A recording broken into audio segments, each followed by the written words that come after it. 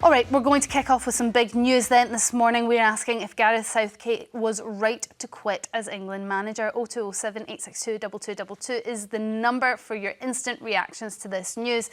He confirmed this morning that he is stepping down after 102 games and almost 8 years in charge. And he thanked England fans for their support, calling them the best in the world. In a statement, he said, "As a proud Englishman, it has been the honour of my life to play for England and to manage England. It has meant everything to me and I have given it my all, but it is time for change and for a new chapter."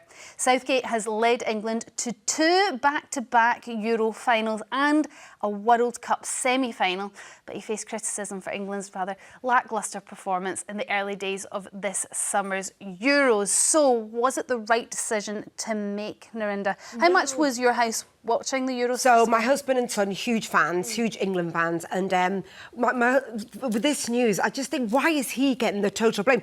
He got them to 2 finals, 2 Euro finals, semi-final of the World Cup. I like him. I think he's a nice guy. I think the pressure from the media is insane. I don't know how he could have won on this. You get to 2 finals. How is that a failure? Why is he having to resign? He did get a lot of criticism for actually doing fairly well, no, Cristo? Yeah, he did. I don't see it as him resigning as a failure, and I wouldn't have minded if he'd stayed on for maybe the World Cup going forward. But the issue with him, though, and I think he's done amazingly well. You're quite right. I mean, he got us to 2 Euros finals. We haven't been in the finals of anything for as long as I can remember. I've said this before, I'll say it again. We've had to colorise the 1966 footage because colour wasn't invented. I mean, that's how long it's been since we won anything. But the problem is that I think that he, from what the start of this Euros has proven, is that he has taken us as far as he probably can. And I wonder whether he has the ruthlessness required, because there were changes that needed to be made in the games that we had that weren't made. And when those changes were eventually made, we did better. So when you look at our... Why would he not take Kane off? I just need that answer. Well, exactly. Why wouldn't he take Kane off? Because I don't think he was ruthless. And we were saying, when I was in the pub with my by the way, my dad will be watching this saying, what has happened to my son? But anyway, this is just another matter. So viewers, do not adjust your sets. I mean, but when I was debating this in the pub on the final, and we were saying, will he be ruthless enough to not have Kane go back on? And apparently Bellingham was going mad at him in half-time, not the interval as I've been calling it, because to Gareth Southgate saying, look, take Kane off, because I mean it looked like there was a stranger on the pitch at one point, because Harry Kane didn't seem to know what he was doing. I know, but I think the whole team, I think this is where I don't think Southgate can be blamed. How can he's not their legs. I just feel that the players themselves have got some responsibility, some fire in them. They just don't seem but it is when that fire, but when that fire isn't there, it is absolutely, it's like chess pieces, and it is your job as manager to say, right, for whatever reason, this player isn't on form this game. It might be because they're tired, it might be because they're just not feeling it. They've got to come off. And had no, but they're getting paid. Why is he getting the blame? He's getting paid too. Had Kane $5 million a year. Yes. Had Kane been taken off earlier, during the 2 last games, we may have had better scores. We may have ended up winning. The better team, unfortunately, won on Sunday, as unfair as it was that we didn't win again. But I wonder if... Unfair when you're not the better team? Well, because we've been the better team before, and fairness doesn't always come into it, and we've not won. So I did wonder whether actually, you know, we've done really well before and never won. Maybe one tournament where we've not done so well, the luck will shine upon us and we'll just get through. I don't think the sole responsibility can be the managers. I think the players have got to have some responsibility. They do, but the manager And I honestly never saw that in the players. I'd watch the other teams. And Spain were on fire. Yeah, they were. To be fair to the team as well, Phil Foden did come out and say that actually the players need to take some sort of responsibility. Exactly. But you have really class players in that team, incredible world-class players, and they don't seem to merge, which I find an oddity, because Gareth Southgate, in his nature, is a very sort of team-orientated individual. So how is he not galvanising those unbelievable players together? Is it his fault, or is it actually the ego of the individual? It's a really interesting point, because we, I think, regress back to... They talk about the golden age of football when it was Lampard and Rio Ferdinand and David Beckham. And we had all those players back then who were amazing, but they never played as a team. Exactly. They would never pass when they were supposed to. They were always crossing into the box and there was no one there. And Southgate had stopped that. But this tournament, that kind of behaviour and that kind of play had come back where they weren't passing at times. They weren't passing properly. So I wonder, I don't see it as a failure or him being the fall guy. I just see it that he's got us to amazing heights. It's now time to hand it over to someone else who can maybe You think he's push had it over. his time regardless. And if we win the World Cup next time, yes, it will be down to that manager, but it will also be partly down to him for getting us to the point where we're. But Cristo, your dad is going to be really shocked if he's watching this tonight. Yeah, I think he will. Well, I suppose the other question to ask in this whole conversation, and please do get your calls in as well, 0207 862 2222, is whether he left or he was pushed. Was he asked to go, or did he have a conversation with his family and friends and decide, you know what, enough is enough? Quite frankly, with the amount of criticism he got from the fans, I might have just said, you know what, catch. We're going to speak to now Mike Parry and find out what he thinks. Mike Parry, are you on the phone? What do you think about this news? Well, I'm actually very pleased it's happened so quickly. I think this is actually one of the best things that Gareth Southgate has done as England manager, and that is to leave the stage now that the curtain's come down and to stop months of speculation about who's going to be the next England manager. Will Southgate stay? We get all the stories about the FA trying to tempt him to stay, most successful manager since Alf Ramsey in '66. But at the end of the day, he wasn't up to winning a trophy for us. I'm glad he's gone. I didn't think he should have been England manager in the first place.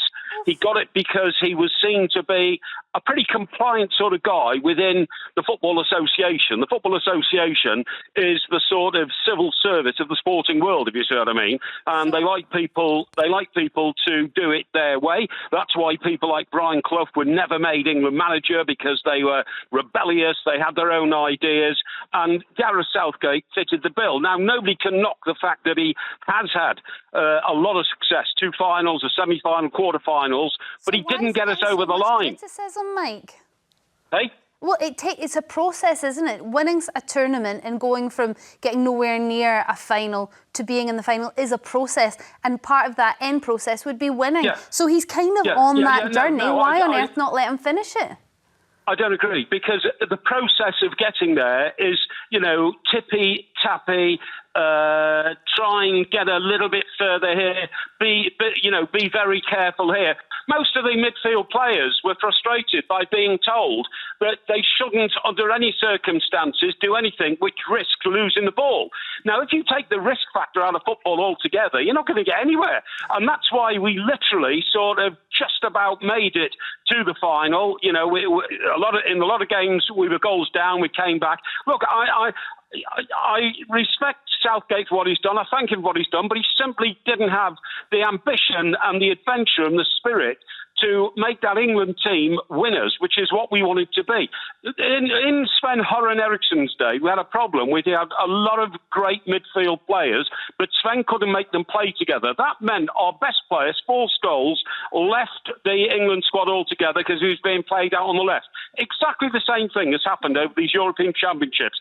Great midfield players, but Gareth couldn't get them playing together. He was starting the wrong players. Why did Anthony Graham, our most exciting forward, potentially only played 2 minutes during the whole tournament? It was very frustrating that the safer the player was supposed to be, the safer he was envisaged to be by Southgate, the more sure he was going to play. And any adventure was simply off the menu. And that's what I can't really forgive him for. Well, it's hard to make judgments on players that never got onto the pitch for that long, because Bellingham, for example, at the beginning of the tournament was getting highly criticised for being overrated and, too much faith is being put in this. And then by the end of the tournament, it's like, this is the best, he's a hero. So opinions change quite quickly depending on performance, and maybe the other gentleman you mentioned just wasn't performing. No, I found Bellingham quite dull towards the end. But, Mike, I wonder what you think changed. It's Cristo, hello. I wonder what you think changed this tournament, because I think everything that you've described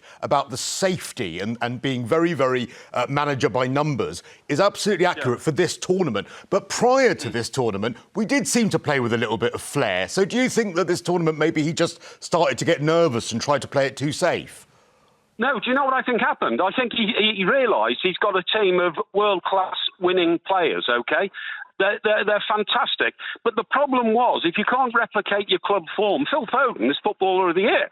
And, you know, one of the best players in this country, but he didn't look like that in an England shirt. That was the problem. The job of an international manager is to take the players out of top clubs like Real Madrid, like Manchester City, and say to them, now replicate that form in an England shirt.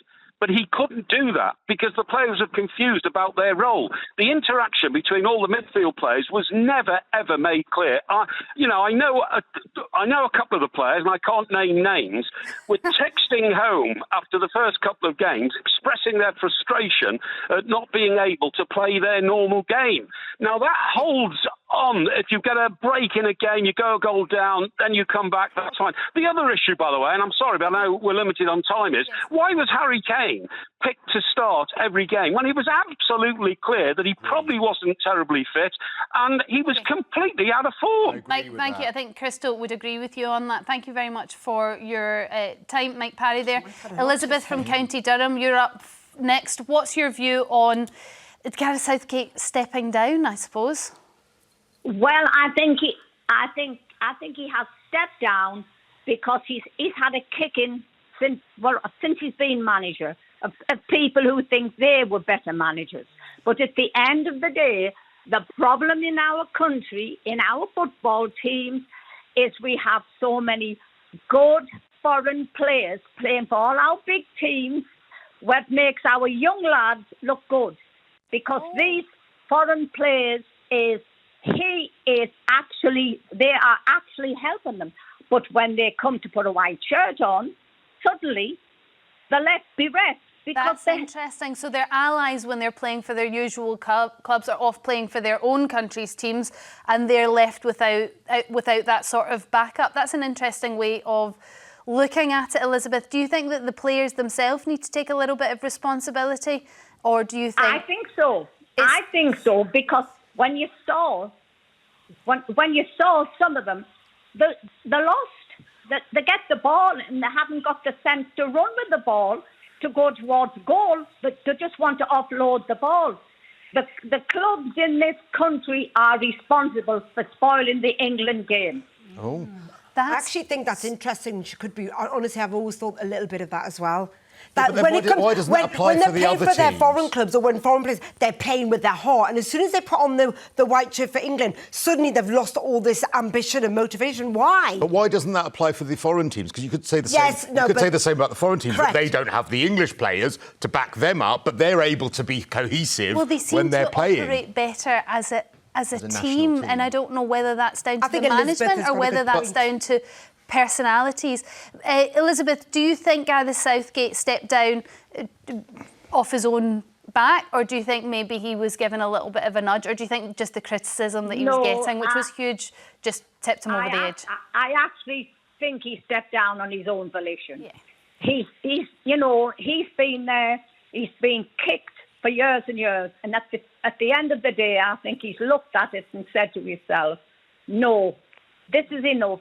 I've had enough kicking, and let it go back to the clubs in our country. Elizabeth. The clubs who are bringing these good footballers in, and our young ones is playing them, and they look good.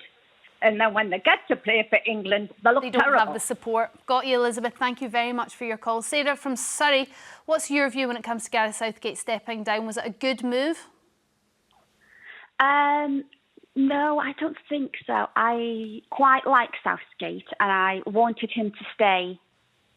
He just played the wrong players at the start of the match. He should have played Watkins, Palmer and Tony from the start of the game. Then it could have been a different matter. We could have won. Sarah, I mean, you say he played the wrong players from the start. You mean the start of the tournament?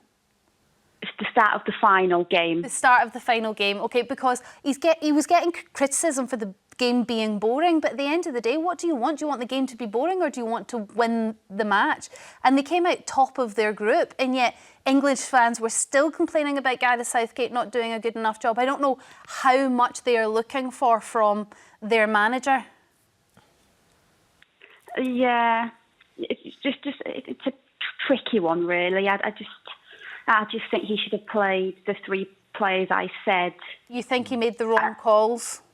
Yeah, and all the other goal scorers, put them on. Take off maybe Kane.